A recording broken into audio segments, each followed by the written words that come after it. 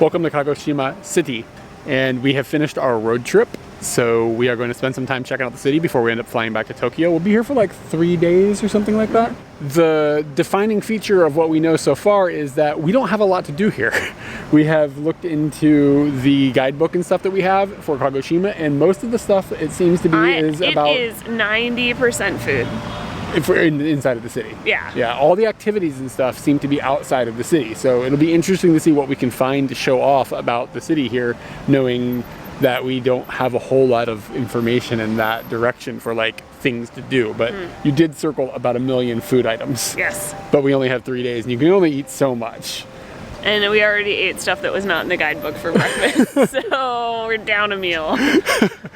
Behind us is a gate and then a hill, and I guess the goal this morning is to just walk up the hill and get an overview of the city. And on the way, we noticed that there seems to be a Matsuri going on, so there's a little festival happening, which is not super unique in Japan, of course. There seems to be a Matsuri all the time, but this time it's a little weird. It's a Monday morning. Commuter hours. And there seems to be takoyaki stalls or something going on. So let's roll over there and see what's up. And maybe it's attached to a temple or something that has got this is my guess. It's a temple that has got some sort of holiday that is tied to the date or something. You know what I mean? It's like it has to be on this specific date every year. Yeah, 1/7 or something. And there's some number thing that it has to tie to. That's going to be my bet. That it's going to be something tied to that. But maybe it's something completely else. What's your bet? Just they're really into takoyaki. Let's check it out. This Matsuri is causing traffic jams. People are upset. We've heard some horn honking, and there's just a line for people to park their cars here at the shrine, and there's a dog coming. It's dressed better than me. This guy's a genius. This is for some sort of event that is tied to the 7th of January, which is what today is. And this is a whole bunch of stuff I haven't looked at, but it says the name of the shrine, and then this is kind of like an event calendar for Matsuris and things like that. And if you come over here and you're like, okay, let's see here, which one is it? Boom, January 7th, we got a Nanakusa Matsuri, whatever that is. I don't know what that means. I think it has something to do with little kids. It has something to do with the number 7, but yeah, Nanakusa. Little kids are all dressed up, but parents aren't. That's why that dog went by all dapper. Yep. We've come in and I've done a little bit of research, and I'm no expert on this festival, but I can explain a little bit about what's going on. And it is something that happens on the 7th of January for some reason, of which I'm not sure, but it could be the Nana part, which is in the name, which means 7. So it is a festival where everybody will come to this specific place and they will pray for the health and safety of children. So it is kind of tied in with, like, you know, kids and stuff, which is why we're seeing so many kids here. And a lot of them are dressed super nice, but not in a consistent uniform. Some of them are dressed in like just like a suit, like a little kid suit or whatever, and some of them are dressed up in like what looks like more of a religious type of clothing. So there doesn't seem to be like a like a hard fast rule about it. It's just like, you know, come looking nice. But most of the adults are dressed to the nines, like pinstripe like suits and stuff. Like these dudes are looking dapper, like more even than the dog. And mixed in with that is just people that are like coming from like their construction jobs or something. So it seems like what's going on and why there's a big flood of people here on a Monday morning is people are hitting this with their kids, doing the prayers and everything before they have to go to work, and then they're headed off to work. And some people are going to show up at their normal office job looking real dapper. The thing that's kind of interesting too is that the shrine that we're at is very aware that there are going to be big crowds, to the point of where they have put up signs that are temporary, that are like, enter here, exit here, and when you come up to pray, you can go on 3 different roads to pray rather than just going up the middle road. But here, they've all chosen the middle road, yes, and they are making a gigantic line. Everyone refuses to use the side prayer areas. I mean, usually you go to the middle one and you do your thing and you wait in line, so breaking off like that is not like, you know, it's just not the knee-jerk reaction to come on up to one of these despite the sign. It feels a little weird though. It's like they're doing something that's very classical and very like spiritual in a sense, but then all these signs sort of make it feel like you're at the airport a little bit. But I guess you got to do crowd control if you got to have big lines, and maybe we missed the rush. It's possible because it's like 10 o'clock. Most people are already at work. we're kind of watching the kids go by and stuff, and forgive me for not having video of it, but I'm just not going to put a camera in a little kid's face. We have seen some weird strangers there's doing some that. There's some strangers here doing some weird stuff with their cameras. So regardless, what we're trying to figure out is who is dressed up, why they're dressed up, and if it's tied to their ages. Because in Japan, there's a holiday called Shichigo-san. Is that what it's actually called? I know those are the kanjis, but so the deal behind that is that kids that are 3, 5, and 7. And girls that are 3 and 7 and boys that are 5. Is that how it works? It breaks like that? They have a special holiday for them that's in like the fall or something like that. November 15th. Sure. I was just on the internet. Can we tell? And then they have another holiday for kids that are turning 20, I believe. It's like the coming of age day. That's next week. And that's 1 week that's from next today. week. So these kids are clearly not 20. We can rule that out. It doesn't have anything to do with that. But the kids that are dressed up seem to be in the 3, 5, 7-ish age group. And you'll see families are coming in, and they will have more than one kid, and only one of the kids is dressed super nice, and the other kids are just wearing their school clothes. So it makes me wonder if the kids that are of that 3, 5, 7 age bracket, because they're in that age bracket this year, they are getting the opportunity to come to this dressed up nicely and have their pictures taken. All right, I have a bet. Okay, you have My a bet. bet How are we going to is- ever figure this out? We're never going to figure this out. We just assume that I'm smart. Okay, go ahead. My bet is that these are kids that are starting school. This is their first year of school. Do you think it could be a wide berth of schools ages? Because some of those kids are a lot younger. So like I one think girl it's- looked like she was 3, one kid looked like he was 7. That's what's confusing me. I'm going to say they're 5. All of them. I'm just my. You got my some bet. big 5-year-olds and some small 5-year-olds? Yes. It's possible. Oh, yeah. Then why is it on the 7th? I don't know. I'm just going with that. All right, roll with it. You got a bet? I think it's the kids Something that, other than what I said. I think it's the kids that are. I think that if you're 3, 5, or 7, and it's your year for that type of holiday, you're allowed to come dressed up nicely. That's kind of my guess. Okay. But I don't think that this is a holiday that they have all across Japan. I think it might be special to I think this it's specific area. Shrine. Yeah, I looked almost. when I typed in the holiday name, it brought the shrine up as the first match. And So- just weirdly enough, we were walking Yeah, by. just walking by. Good news, neat little Matsuri. Bad news, no takoyaki. There was none. Everything was like candy and stuff. I had like cotton candy. Cotton candy, and then fruit covered in candy, and I saw a croissant filled with chocolate. Really? That Yeah. sounds all right. Yeah. Here's a situation that might be distinct to Kagoshima. We are not that far away from Sakurajima, where we saw the volcano like barf a bunch of ash into the sky yesterday.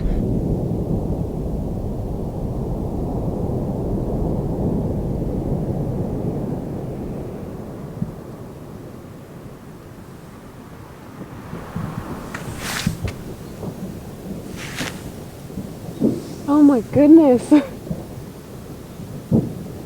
Is it okay? Are we okay? This is normal, right? Here they've got trash collection points, just like they do in Japan all over the place, but the trash collection point that I've just come across is for ash collection. And it says that you need to use a special bag for ash and then like help everybody sweep up and then put it in the bags and then they'll take the ash away. So you don't see this in Tokyo. Like we are still so close to Sakurajima that they probably have winds, I guess, that bring like ash over here to the extent that they have a system to help clean it up. It specifically says don't put like normal trash here. So like they have got like a network of little stop points where you can drop off ash that you've swept up from Volcano that's exploding across the bay. Could they discern it from like people People ash? If I plan on doing just a regular cremation in my spare time? I don't think anybody is gonna like dig through here and check it out. No, I think you might be okay. So if you get rid of me that way, this might be a good way to get rid of me. Sweet.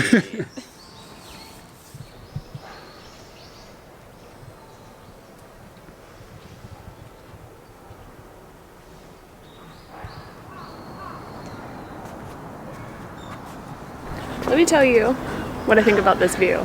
is there a city down there? Because all I can look at is this volcano. That's true.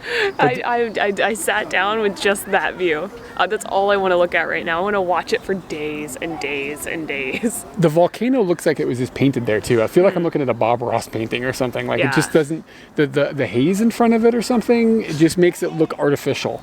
But it's alive, and I know for sure it's alive because I was on it yesterday and it barfed up a bunch of ash on me. So like, it's for sure real. Barf's gonna be in this video a lot. The view from up here, we're at the top of the little hill, is stunning, and you have this really cool view of the city, and then, of course the bay, and then of course the volcano. Yeah, there is a bit of a city down there. And what we're actually standing on is a remnant of the formation of the volcano, where it had exploded like a huge explosion like tens of thousands of years ago, and had deposited 60 meters of ash around this area, which is what we are standing up on top of right now. So we're on a big pile of ash. And apparently that eruption has affected a bit of the culture down here, because they weren't able to farm rice in this area because the soil isn't good for it, but they are able to farm like hardier types of things like sweet potatoes, and it was good for like raising cattle and pigs and things like that. Can sweet potatoes survive anywhere? I think they might. I think they might be able to. I've never seen anywhere celebrate the sweet potato as Japan does in every single area of the country. Well, that's pretty good. You go to the north, sweet potato. You go to the south, sweet potato. You go to Tokyo, sweet potato. Everywhere is sweet potato. You got a problem with it? No. Stuff is Japan delicious. Looks like sweet potato. It does look a bit like a sweet potato.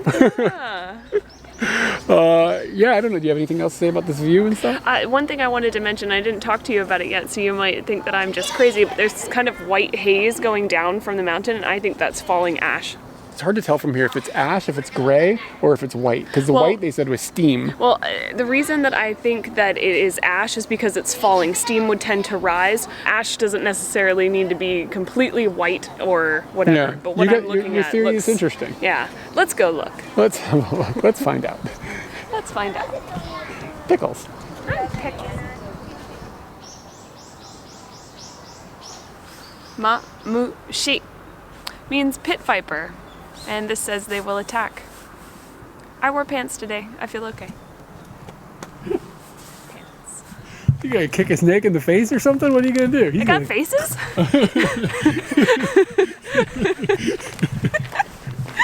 This hill is called Shiroyama, and the Shiro means castle, and the Yama means mountain.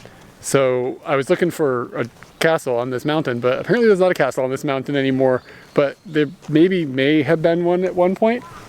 So now that we don't have a Shiroyama to look for, we can look for a Shirokuma, which is something. What are you doing? You're grinning at me like all weird. There are these big steps in the way, and I'm just waiting for you to fall. Oh, you're just waiting for, no, look at the duck. I don't even know how to look. He's doing a really good job. So we're gonna find a Shirokuma, I think, right? Is that what the game is? Yeah, afternoon Shirokuma. All right, that'll be our consolation prize since we didn't find a Yamashiro. Yamashiro, a mountain castle. Yeah. Is anybody else getting some Ocarina of Time vibes from this tree? What if there's any pit vipers in there? Or a castle? Or a white bear? So we get kicked in the face. Absolutely no idea what the significance of this is, but off the main path that we're walking back down this hill on, there's a little area you can walk off, and there is like a stack of temple-y looking rocks that look pretty ancient. The vipers are fortifying.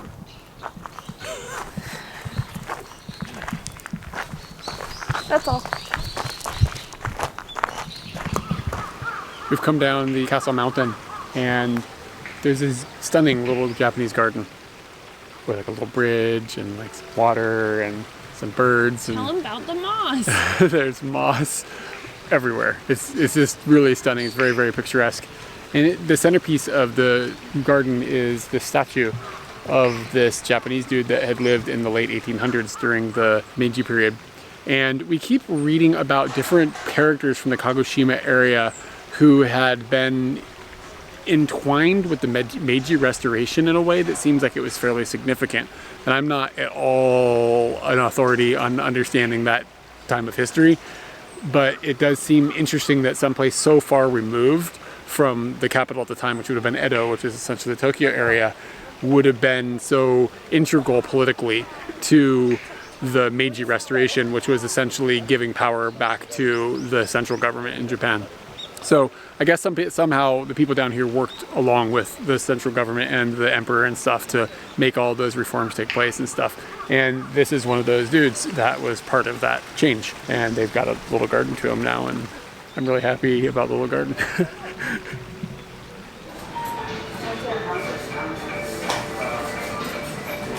I kind of feel like if we came to Kagoshima and we did not have this delight that we're about to have called Shirokuma, people would just tell us we'd never been to Kagoshima. So we came to a shop. It has an eclectic outside that's just kind of weird and exciting. And when you come in, we looked at the menu. Shirokuma should look like a kuma. That's what I think. But Eric and I both looked at the menu, and one of them just caught our eye, and we were just like, that one looks like it would taste really good. And then we read that it is based off of Sakurajima, which we've both just been enchanted by ever since we met it. So we decided to skip over the bear-shaped looking Shirokuma and go for our Sakurajima Shirokuma. Did I do it right? Because that's like a tongue twister. And looks magnificent, looks as tasty as we expected it to.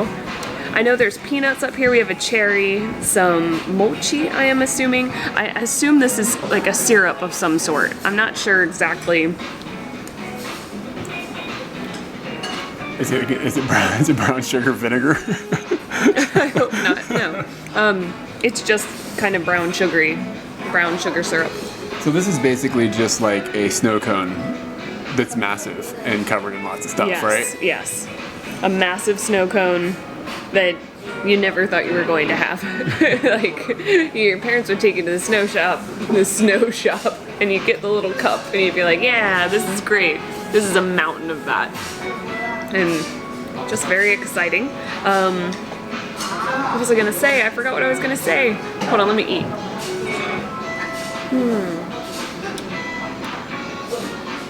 It's just good. Kinako.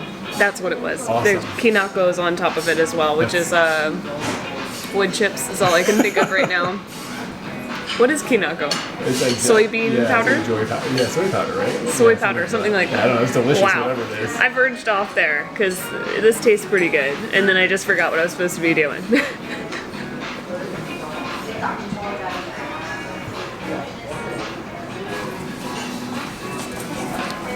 We have destroyed Sakurajima. I feel bad, but my taste buds are happy. And it turns out magma is anko. The inside of the earth's just made of beans.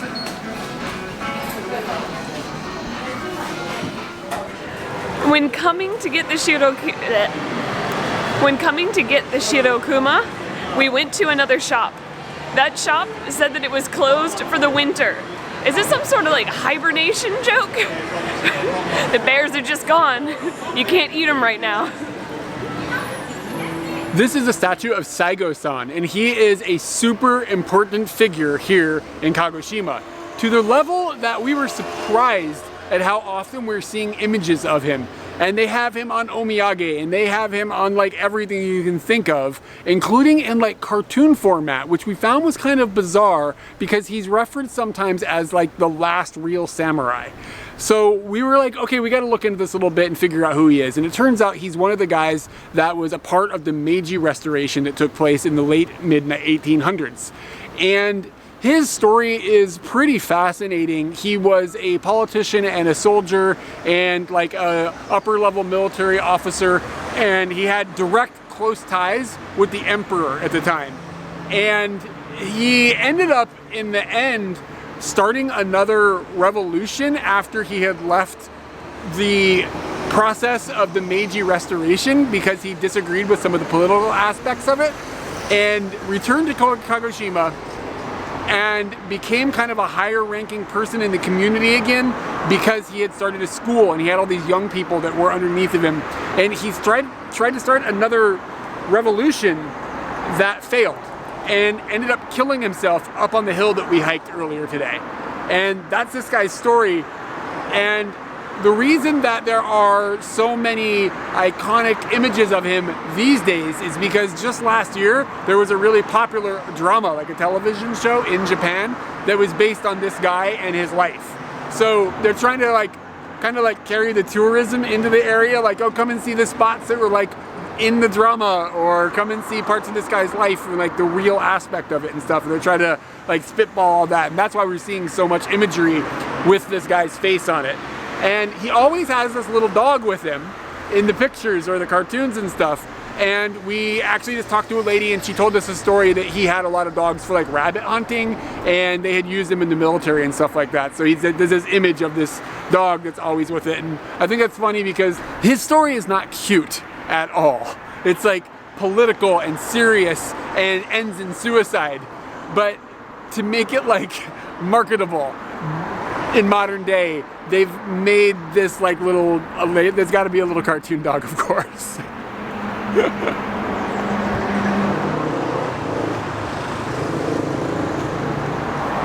We've walked a short distance from the Saigo-san statue, and we've come to this wall. And on the way here, we walked past another wall, which is a castle wall. It looks very much like every Japanese castle wall does. It's got a moat. So they got the same type of structure and everything. And inside, way back in the day, in the 1800s and previous to that, there had been a castle. But in the late 1800s, it burned down. So all that's really left now is the walls and apparently one bridge. Across the street from that castle is this wall. And our understanding, coming from a sign that is a little bit shady on the details, is that Saigo's school that he started when he came back to Kagoshima was on the inside of here. And his school was a samurai school that was fairly anti-government, and they had a lot of political clashings with the established government of Japan and the government that was in Kagoshima at the time. So the people that were going to school here ended up getting in a actual battle with the local government that was in the castle. And firepower went back and forth between the two. And you can actually see bullet marks in this wall that had transpired during that civil war that took place in the late 1800s. Today, we are having a work day where things got to get done. Katie's logged back into work, and she's got to like make sure that work gets done. So we are at a cafe this morning for breakfast. And on the way here, we decided that instead of having cafe food for breakfast, which is kind of sketchy with hot dogs and pancakes. Yeah, it's not that exciting at Tully's. Their drinks are okay, but their food is kind of meh. Their drinks are really good. I'm pro Tully's fan. Yeah. We hit a convenience store, and normally wouldn't really, I guess, talk about this type of convenience store food, but we found things that were kind of topical, and I thought it was kind of interesting. Katie has got one thing, and I've got one thing that is interesting, and the thing that was like struck me really strange about this convenience store is we're on this like boardwalk where it seems like a lot of tourists would come, and you can take a ferry to go over to Sakurajima, and we're sitting here staring at it right now, and it's amazing looking. We got this wonderful view, but in this specific Family Mart, all the signs are like in Chinese. And then underneath they write it in Japanese, like the prominent language is like Chinese. Here's the omiyage, but whatever the word for Chinese is, in Chinese is for that. Can't you get boat directly from China to Kagoshima? I don't think so, but I just think it's a, I mean, maybe, I don't know. I would think more likely it would be Korean. Yeah, and Chinese is really it's weird. So they must just have, my point being is there must just be a ton of Chinese tourism that comes here and then maybe goes over to Sakurajima and goes on tours. That's just a guess, but I haven't noticed too much of that going on. Maybe it's just the wrong time of season. Yeah. But anyway, that was notable. But the food that we got, Katie got this thing. Yeah, we saw like two remarkable things in there, but this was the one that I wanted to have because right now I'm staring at Sakurajima, and this says Sakurajima Dori no chicken katsu. So on top I've got a chicken katsu there and a rice ball on the bottom. I don't really know how this signifies this Maybe volcanic it's supposed island. to look like the volcano a little bit? Is that what the... No. It's strange There's no too. chicken on top of that volcano. The way they've written katsu is like, it means victory. So it's like chicken victory. Chicken victory! I like that. I'm a fan of that. I'm gonna have me a bite of this island. So you've got a katsudon on a rice ball, basically, which is okay. Just a katsu, not a katsu. Well, it's a katsudon. Well, the katsudon also has egg, so this is just a katsu on a rice ball.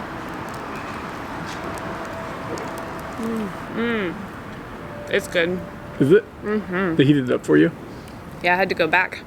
Ask them to heat it up. You can heat onigiris. It's weird. When did that start happening? Has it always been happening? They're always thing. Yeah, they're pretty good warm, right? Yeah. I'm a fan. Yes, that was quite good. And what I got was just something that we laughed at when we both picked it up, and it's this really thick maki, and it says it's an atsuyaki tamago, which isn't too weird. So they put egg inside, but it's just really big. The diameter of it is absurd, and it also says that it specifically uses Kagoshima eggs. Oh, I didn't know that. Yeah. So the unwrapping process of this, I'm sort of an expert now. You're an expert now? Yeah, Can't wait to watch this. You can't wait to watch this? You can't wait to watch these skills? I'm watching. And then you take that piece off. And they do this, they wrap this like this so that the seaweed won't have touched the rice and gone soggy in the fresh seaweed for your maki. You get that crunch. Then you take it like that and you roll it, and bam, you've got this gigantic egg. It's really, there's some mayonnaise in there. Yeah, there's mayonnaise as well. And I love egg like this. It's so good. That is the maki for an Eric-sized bite. It's amazing. Dude, that's really good. I want some. That's legitimately tasty. And not to sell, see what I'm saying? Not to sell the coffee shop that we're at short. I got a, let me look at the sign, Kuromitsu Kinako Matcha Latte with tapioca. Black honey. Yeah. Black honey. I didn't hear the rest of it because I was trying to. Kinako. Kinako. Yeah, the wood chip stuff. Wood chips. Matcha. Latte. Okay. And I don't like matcha usually. Like, I like matcha flavored things sometimes, but I normally would not get a drink. But this thing looks so divine that I decided I would go for it. It is really green, which is not my favorite part of matcha, to be honest. I don't like the grassy taste. You know what I don't like? I don't like the green. Yeah, well, it means that it's really... It looks like when we went, they had that Ghostbusters movie a while back, and we went to that restaurant and we ate stuff that was that color for the Ghostbusters. Oh, yeah, that was a long time ago. Yeah, that's a good point. It looks really green. They have put so much other flavoring inside of it that it has made the matcha good. I think I just don't like matcha straight is really what it comes down to. But this is got, the kinako is there, that black honey, whatever it's called, is there, and all that cream on top of it and stuff. Because when you eat matcha, you're supposed to have like sweets with it to balance the bitterness. Yeah. They've done that. They just put the sweets inside. Yeah. That's all right. It was expensive. It was 650 yen. Drink I've seen here. Yeah, 650 yen. So I got like the Cadillac of Tully's drinks. It's all right. For the price, I think it's a little much, but I'm glad I tried it once. It's one of those things. Yeah. But that's what they do. They like live on specials, you know? They do. They live on specials. They live on specials, so they keep you coming back. Like they'll have some pumpkin drink or something, and then they'll have some thing that looks like a Christmas tree, and then they'll have this thing. And put some slime. Put some slime in a cup. They'll come. Banging at the door. It's me in real life, man. Yeah. We were here early. Hanging on the door. We got here 10 minutes waiting before for them to open. The bathroom in this coffee shop, this Tully's, it's got like bamboo. It's really big. Like, I don't know, maybe because I live in Tokyo, I'm not used to a bathroom this big. It's got like really nice looking fancy sink situation going on. Of course, it's got a Japanese robo toilet. And of note, there's like a little rock garden here. Because you need a little rock garden in your bathroom in the Tully's. It's like the nicest bathroom I've been in a really long time.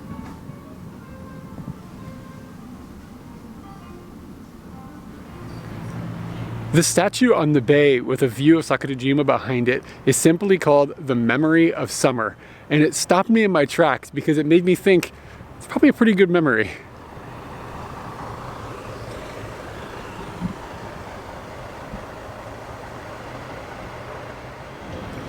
Walking along the bay here and I came across a little aquarium and I just kind of like ignored it because I mean aquariums are whatever. And I walked a little bit further and they've got like a canal that is fed by the actual ocean. So it's like ocean water or whatever. And they've got this little area that is netted in, and inside of this netted area is a dolphin swimming back and forth in this canal thing. And I don't know if it's dolphin scientist or nothing, but like it's just swimming back and forth over and over and over, doing exactly the same thing, like surfacing on one side and then coming back and then back and forth and back and forth. And I've been watching it for 20 minutes and it's just continuing to do the same thing over and over and over. And I don't know, man, does that seem like maybe not a happy dolphin? Like maybe an anxious dolphin? I don't know, man. The older I get, the more and more I'm just like, I don't know if we should be putting these things in cages of any sort. Like, it's kind of a bummer to see. But I mean, I guess it's not the worst thing that could be happening to a dolphin in Japan, but like, it's still kind of like, it's not my thing. As I was rolling out of Dolphin Town there, one of the staff members came up to me and was like, yo, in 30 minutes there's going to be a dolphin show. And I was just like, I'm not really into this. Like, you can have your dolphins balance balls on his nose or whatever, but I'm going to split. Sorry if this is like too political for people. I'm not like ridiculously passionate about this or anything, but it's just kind of like, I don't know, man, it just makes me feel uneasy. I just realized I don't know if dolphin issues are considered political or not, but you know what I'm getting at.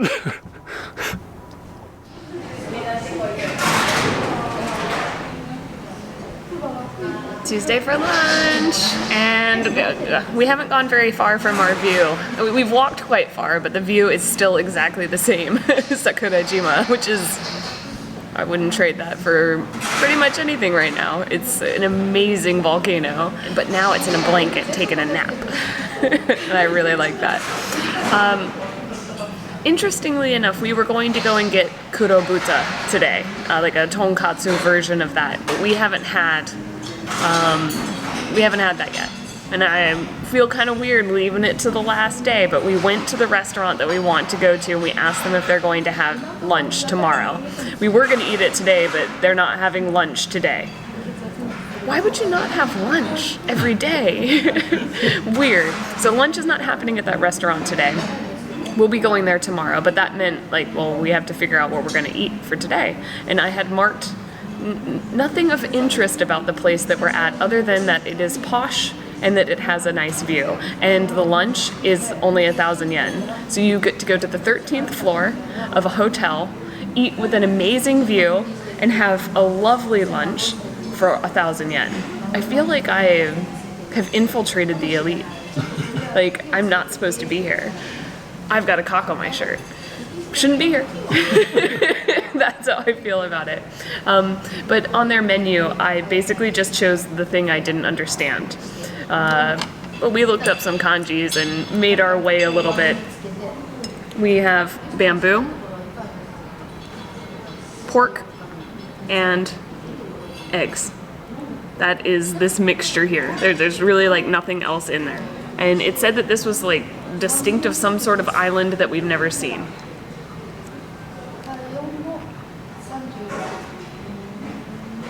And it is all of those things mixed together, kind of with the creamy, not cheesy sauce, but more like an eggy kind of sauce. This is what you do when you think about eggs. What's the texture of the bamboo like? Cooked a little bit softer than it would be if like it was just soaked. It's still got a little bit of that crunch to it. Could you hear me crunching over there? No, I couldn't. No crunching. Maybe no crunching. Lightly crunching. These are beans. They're not sweet, so I'm going to have them. I turned down the sweet ones this morning. Kind of sweet. They have, it seems like they've had like honey or something glazed over them. They tricked me. They tricked me, those beans. That's my lunch. It's exactly what I needed, I think. I got a pork miso plate, and this is really fun because it's teishoku style, so you have all these different things to try, and you got some nice rice, and you got a little salad, and you got some soup, and you got some sweet beans. But the one thing that's different about mine, and the only thing that's different about mine compared to Katie's, is this pork. And it is served in a way that I was kind of surprised to see when it came out. I just usually think that, I don't know how to explain it, but the sauce just looks a little different than what you would normally get from like a cut of pork that's got a miso flavoring on top of it. I don't know, it just looks a little different than normal. But here we go.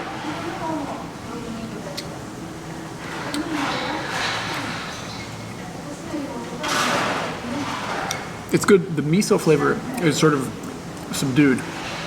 It's definitely there. Dare I say it's almost a peanutty flavor.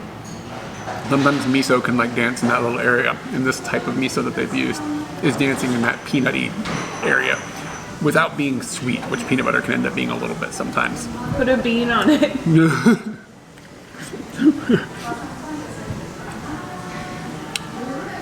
That's unexpected. The bean is unexpected. The flavor, oh, it's good. The meat of the Katie's losing it over here. What's going on? Okay, calm down. The texture and everything of the meat is really good. I'm pretty happy. I think that for the price that we paid for this, considering this view that we've got, is pretty stunning. Like they're doing a good job. I'd recommend it. 8 out of 10.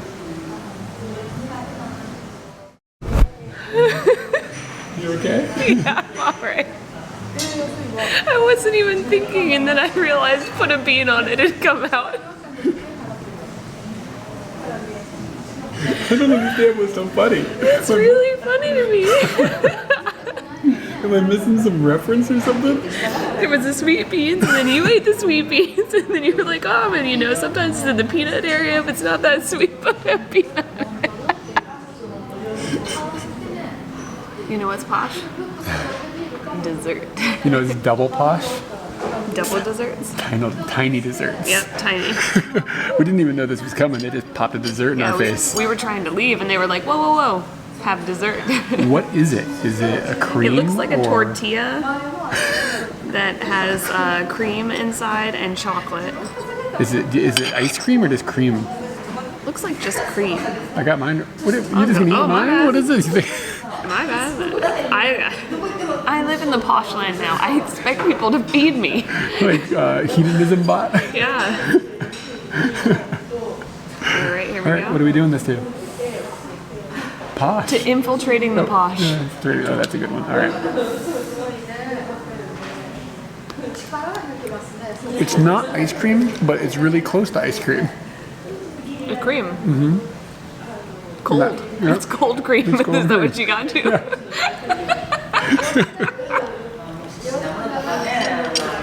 You put a bean on it, baby. I don't have any more beans. I don't like that this bear doesn't know the lemon values of his own product.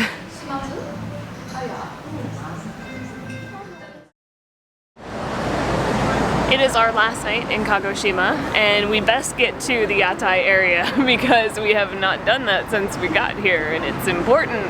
Yatai means like outdoor seating for dinner, or they serve lunch here as well, as we found out. I was surprised by that. Like an outdoor eating area for snacks and izakaya drinks with your friends and stuff like that. It's kind of got a drinking feel to it, and it's a thing that we saw when we were in Fukuoka, and they do pop up from time to time in other towns. These little alleyways full of these places. Utsunomiya had one. Did they? Yes, that shocked me. It's kind of near the train station, so it's in the central part of Kagoshima, and that puts a whole lot of people that are commuting and stuff like on their way home, and they might stop by this kind of place and like have a drink and grab some food with their friends or whatever, that type of mood. It is, what day of the week? It's like Wednesday? It's Tuesday. It's Tuesday, so I don't expect that it's going to be like off the rails bumping, but it does look like there's some people in there, and we have literally zero idea of anything to do. Yeah, we didn't look up any restaurants inside or any types of food. Which is, I think, the good way to do it. What I'm hoping for is that I can try some Satsuma. Okay. And if we find it, I'll explain more. If not, you'll never know about it. Let's go. They have dumbed this down for me, and I need it. Got pictures of the foods, we got the information about all the stalls, and a huge map to help us show where we need to go. Turns out that what I want is actually called Satsuma-age. You gotta have that age at the end to show that it's fried. This place sells it. I don't know if it's any good or if it's super expensive or something like that, but I'm gonna be beelining to number 16 to see if we can find something good. We haven't ended up at number 16. We've ended up at number 19. And I don't think anybody learns any of the names of things here on their first go. You need to frequent this place to know where you are. We have no idea where we are. We've got some drinks and we have some scary things that are coming down the pipeline. Well, two that are delicious probably, and one that's quite scary, and will freak out some people once it comes. The drink that I have chosen is shochu. And I'm not really sure the history of it in Kagoshima, but it is a very important drink for the area. The one thing that I did read is that it was reviled for a while. People thought it was garbage, but it is a potato liquor. I don't know any other potato liquors off the top of my head. What comes out of potatoes? I don't know. Irish people probably know. Irish people know. But I'm gonna give it a taste. I asked the guy, it's a bit of a scary taste. Little, I really don't know how to explain that. Like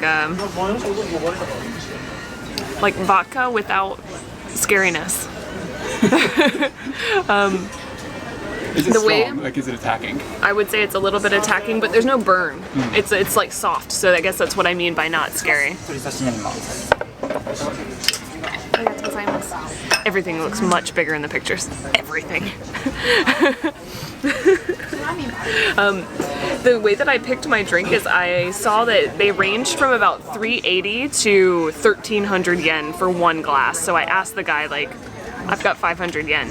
Tell me which one to have. And he told me like the top two and let me pick from those. So that's how I picked the one that I picked. Otherwise, I'd have no idea what's going on in the shochu world. So thank goodness for him. Eric has chosen a vinegar, a black vinegar drink like from the plantation that we went to, and in the menu they had a picture of like the little jars and stuff, so I'm pretty excited about that. I like that you call that a plantation. It was just like a bunch of jars. Yeah, you did. So yeah, this is the reason I got it is because it's black vinegar and it's apple. So that's kind of a twist into that stuff that we had seen over the jar plantation. And it is was it a sour? Yeah, I think he said it was a sour. So yeah, it's an alcoholic thing with vinegar and apple. Involved? Yeah, apple. All right.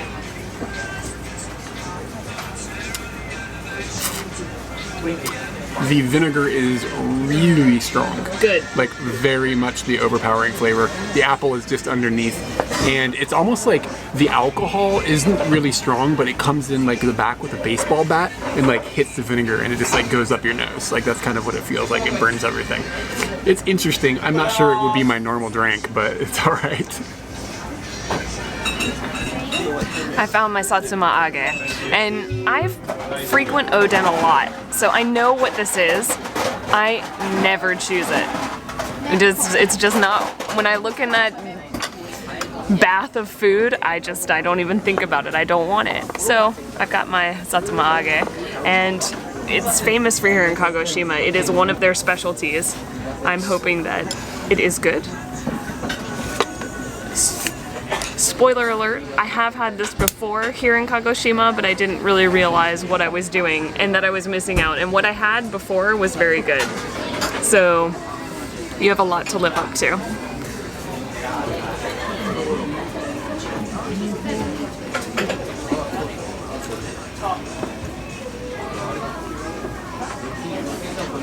You're gonna have to explain what it is. Oh yeah, might have to explain what it is. Wow. So, fish paste put into a ball format and then fried. That's what it is. And I'd say this is store-bought. Not impressed? Not impressed whatsoever.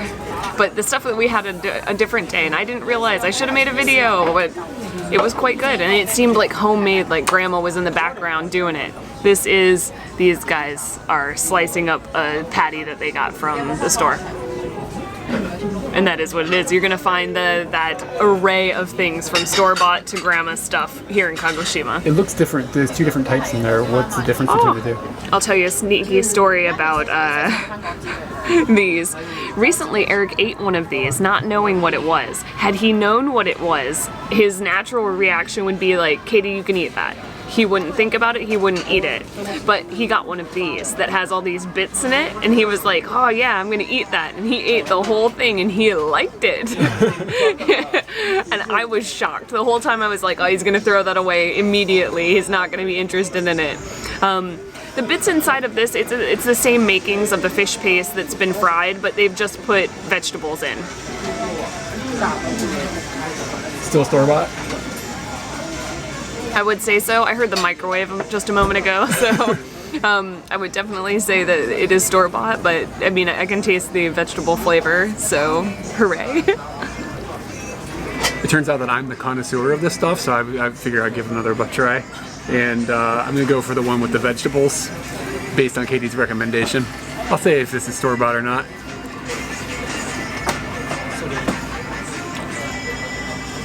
I mean, I think I've had it like one other time ever. And it tastes, I think, when I had it, it was like a bento from 7-Eleven or something. It's alright.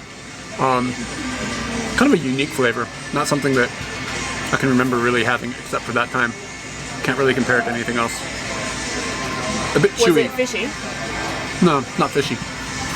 I wouldn't, if somebody just put that in my mouth and didn't tell me what it was, I would just think it's like, I don't know what I think it was, this stuff. Like, I have a whole world to show you that you just turn off because it's fish paste. Whole world to show you. but I'm not excited. I mean, I'm not like, oh boy, I'm gonna order more. Like, that's not, that's not how I feel about it. Are you ready for scary? Even I'm a little worried about this. Tomorrow, if I end up sick, I know why. I know I'm an idiot. That's fine. But they put it on a menu. Raw chicken. Chicken sashimi. Yes, we ordered that. I can make this at home. All you need is a chicken and an axe. I got a chicken. I got some soy sauce. There's other things over there. I'm just gonna go basic.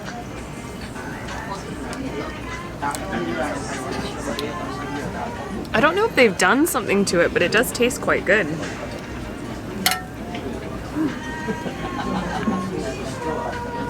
I feel like they've dried it out. They've taken all of the water out of it, which would probably save on it being impossible for, it could still probably get you very sick, but it's quite dry. And we ordered all of our food.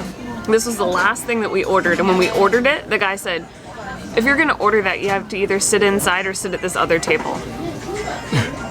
Oh, really? Why? We were sitting over here. We were sitting there, and we got this. If they order this, and they get to sit there, because that's a kotatsu table. I wanted to sit there. This is a basic-ass, not warm table with raw chicken on it. Things have downgraded. How is the chicken, though? You said you liked it. Chicken's quite good. I am shocked at how good it is. I do not like chicken skin, so looking at this is basically terrible to me. I'm gonna put it into the soy sauce there for a second. There are other things here like horseradish, and not wasabi, that's straight horseradish. And garlic. Going garlic. Alright.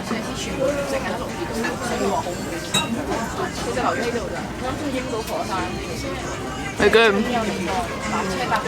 Even the skin. Even the skin. Although I didn't really taste it. Something's tingling on my tongue. It's disease. I'm gonna die.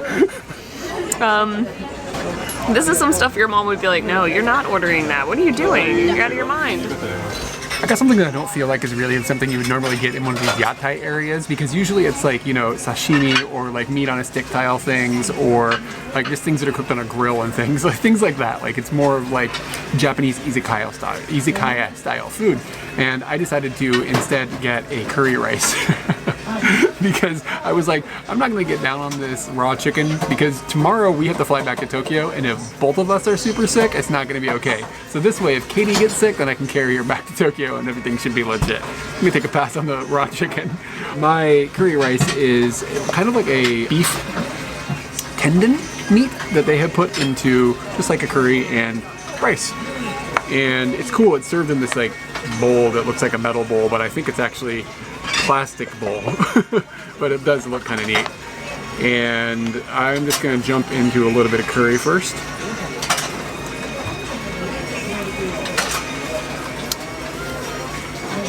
I don't know, I don't think that's store-bought. I don't think they went down to the supermarket to get the curry. That seems like somebody probably made it. I think we were a little bit wondering if I was going to enjoy was the type of meat that they put in, because it's kind of like a chewy type of meat, and it's something that we typically avoid, but decided to just jump in because after you eat the raw chicken, like, whatever, you know what I mean? Yeah, the meat is nothing to write home about. It's kind of like, in the States, we'd throw that away, right? It's not like a really, not quality chunk of meat. It's mostly kind of just fatty. Its flavor is fine, the texture is a little bit gummy isn't the right word, but it's like fatty. It's just a little bit fatty. The flavor of the curry though is pretty good. And I guess that the most standout point of this dish is that it's in this area in general. We didn't see it on any other menus or anything. So yeah, I mean, I'm glad I tried it, and I'm glad I'm probably gonna live to see tomorrow. You know, after I got into it, I think my favorite thing was the drink that I got, the vinegar apple jams. Dang, that was like, really good. It was pretty good. The more you drink, the more you're like, yeah, this is pretty baller. I did not need the moment I sipped that, I was like, I made the wrong choice. Yours was not delicious. It was just a punch. And it didn't feel like a punch where you feel inebriated by any means, but I'm gonna let these legs like start getting squiggly and see what happens. The chicken was my favorite. Just gonna start eating raw chicken now? I think at one point I read that it takes like 6 hours for you to find out if you have food poisoning. So the next 6 hours, I'm gonna freaking live it up, because after 6 hours, if things go south, I'm not gonna be doing too well for a while. Here's a little standard of business hotels in Japan, a little machine that they all have in the hallway, and it's this guy here. And this is a little bot that you put money into, and then somehow it gives you a card. And I'm not sure how this all functions out, but basically it gives you the ability to pay for the pay TV, which in business hotels tends to be of the erotic nature. So you get to be private and like going in there, and which room am I in? Okay, this one. You get to be private in the sense that you can, you know, go in your hotel alone and watch your films. However, somebody might see you in the hallway and they know what's up. I think the lady at the restaurant knew that we only wanted the 6 rolls. And I think she thought it was really dumb that I was coming up and telling her, don't give us 6 rolls, or don't give us 12 rolls, we need 6 rolls. Yeah. What are you, like a pig?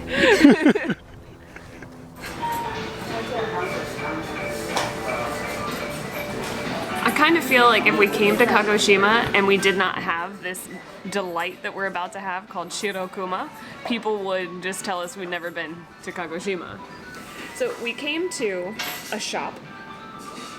It has an eclectic outside that's just kind of weird and exciting.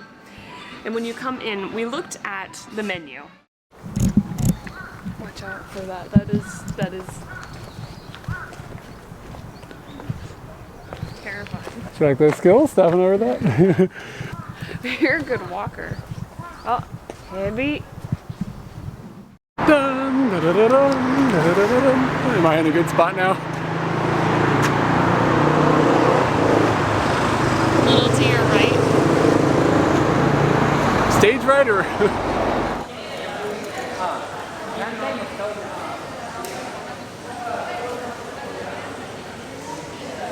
Thanks as always to everyone at Patreon supporting our video series. Without you, we'd be making far less videos. If you'd like us to make more videos, check out links below. Next up is one more video from Kagoshima before we begin our series about Shikoku.